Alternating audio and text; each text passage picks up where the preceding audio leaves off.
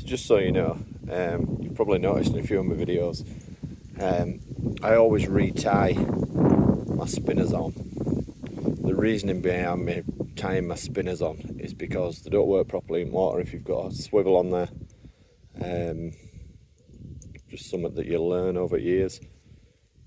So it might be a bit of a ball ache retying, but worth it for results in fish.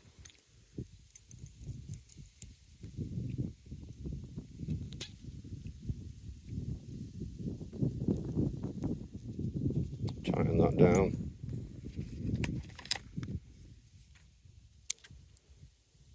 Just go under snip. And there you see, that's